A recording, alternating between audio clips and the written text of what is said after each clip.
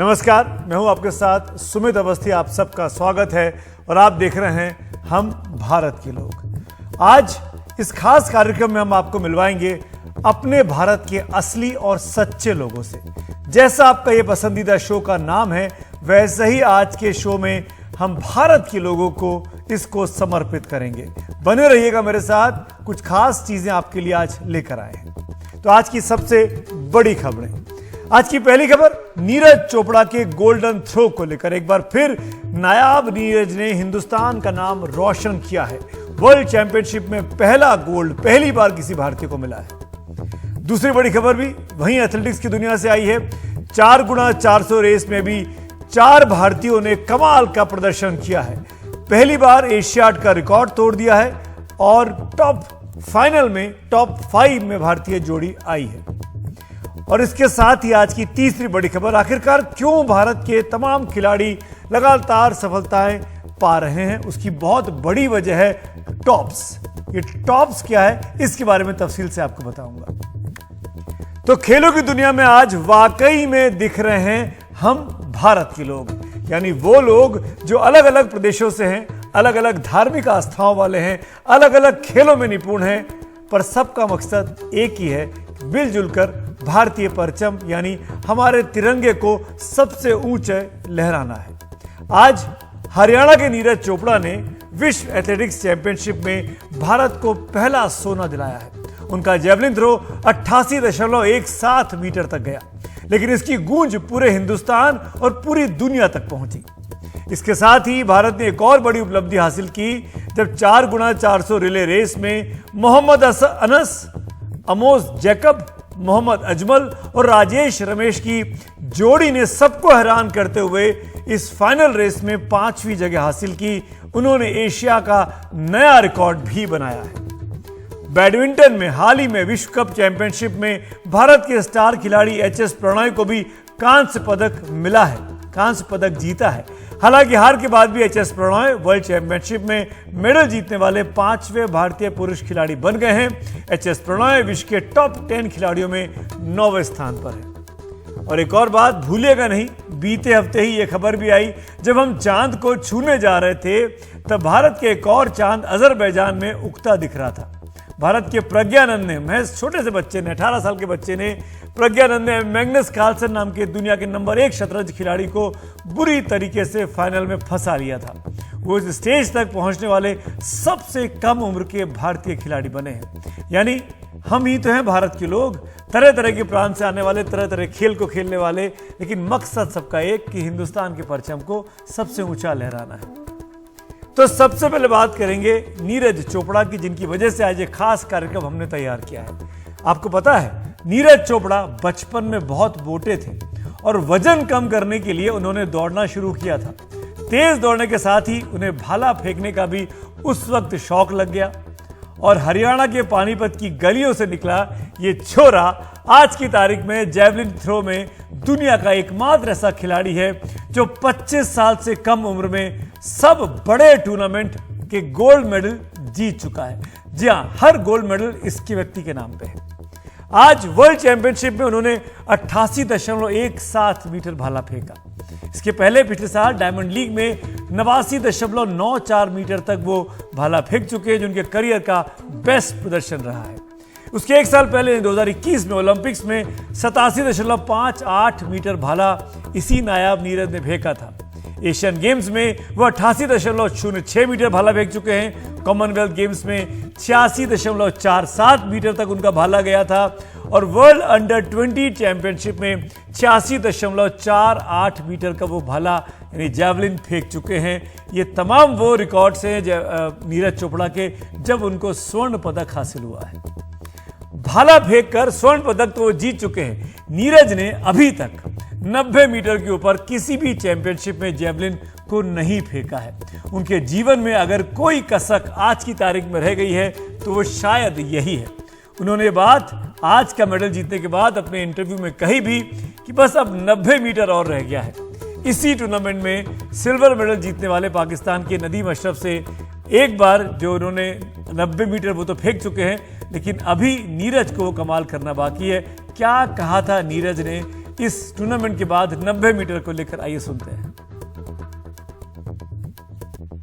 Qualify round की throw के बाद आज मैं खुद को सेकंड थ्रो के बाद भी मैं सोच रहा था कि मुझे खुद को और ज्यादा पुश करना है, क्योंकि मुझे लग रहा था कि और अच्छी थ्रो निकलेगी। पर आपको पता ही है कि हाँ, इतना प्रेशर होता है उस टाइम पे, अंदर हो जाता है कभी कभी प्रेशर, लेकिन वही है कि हमेशा मैं सोचता हूँ कि लास्ट थ्रो भी मैं निकाल सकता हूँ। वही मैं मोटिवेशन साथ में लेके चलता हूँ कि मुझे लास्ट थ्रो तक खुद को पुश करना है और काम करना है। और अभी सर ने भी मोन्डो के लिए यहाँ पे बात की है, तो होपफुली फ्यूचर में हमारा वहाँ पे मोन्डो ट्रैक होगा जो यहाँ पे होता है, और अच्छी परफॉर्मेंस हम निकालेंगे तो बहुत ही मजा आएगा। मेनी कांग्रेचुलेशंस और 90 मीटर के लिए ऑल द बेस्ट। 90 मीटर के लिए ऑल द बेस्ट, पूरा हिंदुस्तान ये कह रहा है। नीरज दरअसल ऐसे ही नीरज चोपड़ा नहीं बने, उनके बड़प्पन और दरिया दिली की भी कई मिसालें हैं जो उन्हें पूरे भारत का सबसे लोकप्रिय और सबसे पसंदीदा खिलाड़ी बनाती हैं। आज चैंपियनशिप जीतने के बाद जब टॉप 3 खिलाड़ी दर्शकों के सामने अपने देश का झंडा फहराकर अभिवादन स्वीकार कर रहे थे, तब पाकिस्तान की नदीम के पास उनके देश का झंडा तक नहीं था। तो नीरज ने बड़े प्यार से इशारे से उनको अपने पास बुलाया और नदीम को भी तिरंगे के साए में जगह दे दी। नीरज का बड़प्पन है। एक और वीडियो, एक और तस्वीर आज ही की वायरल है, वो भी जरूर ध्यान से देखिएगा। स्वर्ण पदक जीतने के बाद जब एक विदेशी फैन ने नीरज के पास पहुंचकर तिरंगा आगे किया और कहा कि इस पर ऑटोग्राफ दे दो, तो नीरज ने साफ मना कर दिया कि वो तिरंगे का अपमान नहीं करेंगे, अपना नाम उस पर नहीं लिख सकते हैं। उन्होंने फैन का दिल न टूटे, उनकी टी शर्ट पर अपने ऑटोग्राफ दे दिए। इसके साथ ही नीरज अपने साथ खिलाड़ियों की भी मदद करने में संकोच नहीं करते हैं। बहुत से एग्जांपल से याद दिलाता हूं आपको, इसी वर्ल्ड चैंपियनशिप में बुडापेस्ट जाने के लिए ओडिशा के खिलाड़ी हैं जेना, उनको वीजा नहीं मिला था, वीजा मिलने में दिक्कत हो रही थी। तब नीरज ने ट्वीट कर उनके काम को आसान बना दिया और बड़ी आसानी से जेना साहब को वीजा मिला और जेना ने भी अभी टूर्नामेंट में 84.77 मीटर भाला फेंक कर 5वां स्थान हासिल किया।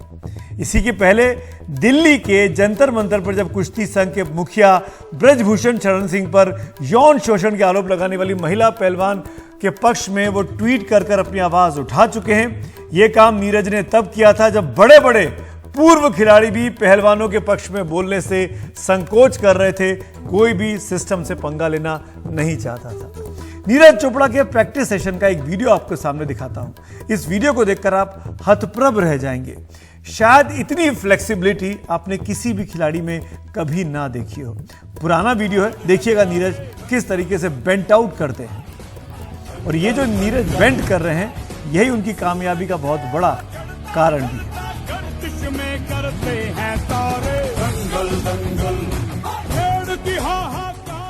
इसी वर्ल्ड चैंपियनशिप के लिए ओडिशा के जेना को बुडापेस्ट पहुंचना था और उनको वीजा मिलने में, जैसा कि मैंने आपको बताया, दिक्कत हो रही थी। तो वो खबर आपने देखी भी, कैसे नीरज ने वो काम आसान कर दिया। उनका ग्राफिक्स उनको ये सब काम मिलते। लेकिन अब ये जो खेल हैं वो बड़े शहरों तक के शगुफे नहीं बचे हैं। भारत के स्पोर्ट्स मैप की बात करें तो आप पाते हैं कि धीरे धीरे क्रिकेट के अलावा बहुत से ऐसे ओलंपिक खेल हैं जो अब प्रचलित हो गए हैं। यहां तक कि कुछ इलाके तो कुछ खास खेलों के लिए एक तरह की राजधानी बन चुके हैं, सेंटर बन चुके हैं। खेलो इंडिया का ये मैप आप देखेंगे तो पाएंगे किस राज्य में कौन सा खेल किस तरीके से खेला जा रहा है। ये भारत का दरअसल यही खेल मानचित्र है। जम्मू कश्मीर को मैंने अपवाद के तौर पर लिया है, क्रिकेट वहां पर खूब खेला जा रहा है। अब आप क्रिकेट की खबर इस ग्राफिक्स के मैप पे नहीं देखेंगे। हरियाणा में कुश्ती और जैवलिन चलती है। दिल्ली में शूटिंग और टेबल टेनिस की राजधानी बन चुकी है। पंजाब हॉकी के लिए जाना जाता है। राजस्थान में शूटिंग खूब हो रही है। महाराष्ट्र में शूटिंग, कबड्डी और स्विमिंग जाना जाती है। गोवा के फुटबॉल और नौकायन किसी से छुपा नहीं है। कर्नाटक में बैडमिंटन चल रहा है। केरल तो फुटबॉल की राजधानी नहीं बन चुकी है। एथलेटिक्स और नौकायन के खिलाड़ी भी यहां से निकलकर आगे आ रहे हैं। तमिलनाडु में टेनिस है, बैडमिंटन है और शतरंज है, जहां के प्रज्ञानंद आते हैं। तेलंगाना में बैडमिंटन है, हैदराबाद वहीं आता है और गोपीचंद की अकेडमी वहीं चल रही है। ओडिशा में हॉकी है, तीरंदाजी है। झारखंड में भी हॉकी और तीरंदाजी खूब खेली जा रही है।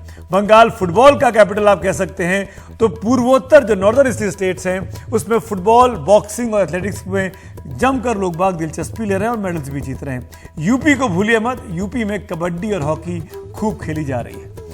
और ये सब जो कुछ आप देख पा रहे हैं नीरज चोपड़ा जैसे खिलाड़ियों की कामयाबी, ये इसलिए संभव हो सका कि सरकार ने खेलों को प्रोत्साहन देने के लिए टॉप्स यानी टारगेटेड ओलंपिक्स पोडियम स्कीम की शुरुआत की। ये स्कीम 2014 में बनी, जिसमें बहुत फोकस तरीके से खिलाड़ियों को मेडल जीतने के लिए वर्ल्ड क्लास टूर्नामेंट के लिए तैयार किया जाता है। इसी स्कीम में 2018 में और सुधार किया गया और बड़े बड़े खिलाड़ियों की मदद के लिए अलग टेक्निकल टीम बनाने की आजादी दे दी गई। खेल मंत्रालय की इस योजना में ओलंपिक मेडल जीतने के उद्देश्य से ही सामान्य खिलाड़ियों और पैरा ओलंपिक जीतने के लिए दिव्यांग खिलाड़ियों को 50,000 रुपए का महीने का स्टाइपेंड दिया जाता है। आउट ऑफ पॉकेट अलाउंस के तौर पर भी 50,000 रुपए और इन खिलाड़ियों को दिए जाते हैं। इसीलिए खेल मंत्रालय के बजट में हर साल इजाफा किया जा रहा है ताकि ज्यादा खिलाड़ियों को टॉप्स का फायदा मिले। 2021-22 में खेल मंत्रालय का जो बजट था वो 2250 करोड़ रुपए का था। आगे बढ़कर 2022-23 में 2673 करोड़ रुपए और 35 लाख रुपए का हो गया। 2023-24 में यानी वर्तमान साल में यह 3,397 करोड़ रुपए और 33 लाख रुपए का हो चुका है। हर साल बजट बढ़ता जा रहा है। किन किन खिलाड़ियों को फायदा हुआ? नीरज चोपड़ा का नाम तो उसमें ही है। मीराबाई चानू, पीवी संधू, साक्षी मलिक को भी इस टॉप्स स्कीम का फायदा मिला है। ये टारगेटेड खिलाड़ी थे। इनको बाहर विदेशों में ट्रेनिंग, विदेशी कोच का खर्चा, विदेशों में रहने का खर्चा सब भारत सरकार ने उठाया और इन चारों ने ही अंतर्राष्ट्रीय मंचों पर भारत को बार बार सफलताएं दिलाई हैं। हमारे देश को कहा जाता है कि हमारे क्रिकेट बहुत खेला जाता है, लेकिन कुछ किस्से और कुछ चेहरे आपको दिखाता हूं कि जिन्होंने हिंदुस्तान का नाम रोशन किया है। ये सब ओलंपियंस हैं, मेडलिस्ट हैं। ओलंपिक में कांस्य पदक विजेता बॉक्सर विजेंदर सिंह हरियाणा के भिवानी से छोटे से शहर से रहने वाले हैं। छोटे शहर का बड़ा नाम। ओलंपिक में सिल्वर मेडल जीतने वाले विजय कुमार जो कि शूटर हैं, वो हिमाचल प्रदेश के हमीरपुर के रहने वाले हैं। छोटे शहर का बड़ा धमाका। ओलंपिक में कांस्य पदक जीतने वाली पहली महिला भारतीय खिलाड़ी और वेट लिफ्टर कर्णम मल्लेश्वरी हैं, जो आंध्र प्रदेश के श्रीकाकुलम से आती हैं, एक बहुत ही छोटे से इलाके से, कोई मुंबई या दिल्ली की रहने वाली नहीं है। टोक्यो ओलंपिक की सिल्वर मेडलिस्ट मीराबाई चानू मणिपुर जैसी पूर्वोत्तर के इम्फाल की रहने वाली हैं।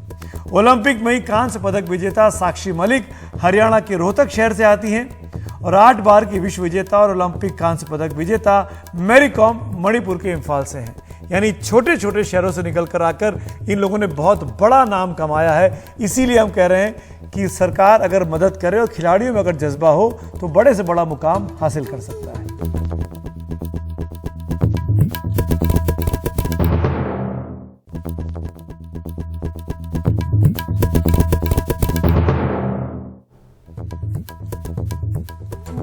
और आइए अब आपको दिखाते हैं आज का video of the day. ISRO ने चंद्रयान 3 को लेकर एक बहुत बड़ी जानकारी आज फिर साझा की। इसरो ने ट्वीट करके बताया कि 27 अगस्त 2023 को यानी कल रोवर प्रज्ञान के रास्ते में 4 मीटर व्यास का एक क्रेटर सामने आ गया था, जो रोवर से 3 मीटर आगे था।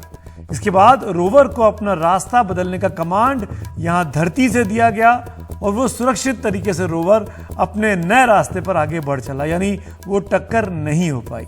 तो किस तरीके से रोवर प्रज्ञान काम कर रहा है और कैसे इसरो से उसको कमांड मिल रहे हैं, ये कहानी उनकी कामयाबी की दास्तान बयां कर रही है। इसीलिए आज का हमारा वीडियो ऑफ द डे भी है।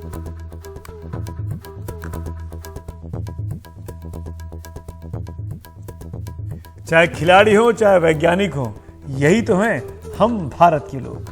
Good night.